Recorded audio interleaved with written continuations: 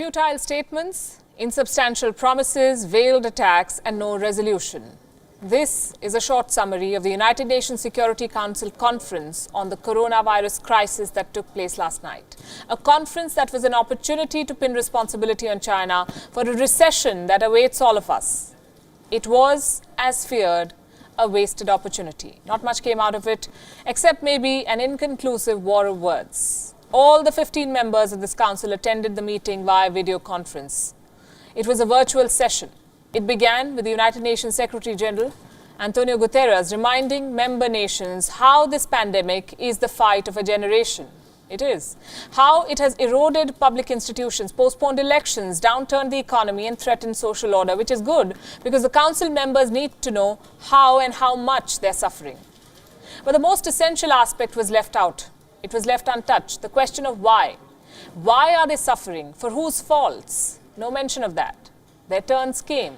The meeting followed protocol. All the 14 members, except for China too got a chance to speak, but all 14 others too got a chance to raise their concerns, and all of them could have pulled up China. But as expected, all of them responded positively to the United Nations chief's statement, and they called for a global ceasefire.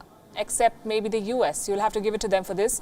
The US once again called for complete transparency and timely sharing of public data. This is what they said. Ambassador Kelly Craft, the United States representative, said, and I'm quoting, "The United States reiterates today the need for complete transparency and timely sharing of public health data.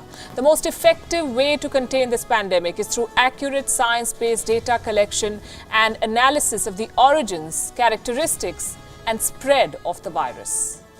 It's a statement that's in line with their president's earlier stance. He had said that China had withheld vital data on the outbreak. But the statement did not achieve much. China hit back at the US as expected. It said that to overcome this pandemic, scapegoating must be avoided. The Chinese representative said what the WHO chief had said earlier. He said, and I quote, "Politicization must be rejected along with all kinds of stigmatization." A clear response to Trump's insistence on blaming China for the outbreak.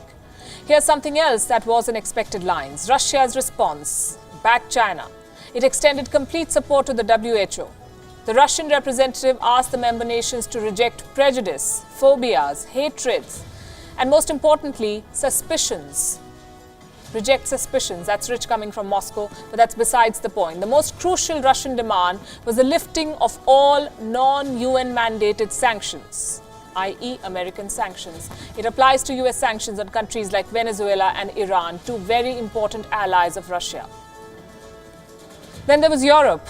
United Kingdom and France, both badly hit by the virus. Combined cases in these two countries, close to 200,000, 2 lakh coronavirus cases. British parliamentarians have been pushing for accountability from China, but Britain restricted itself to talking about global ceasefires and conflict sensitivities. The French envoy said that global solidarity is the only way to tackle the pandemic. Why not? France announced 1.2 billion euros to fight the outbreak in Africa, and that pretty much is the end of story.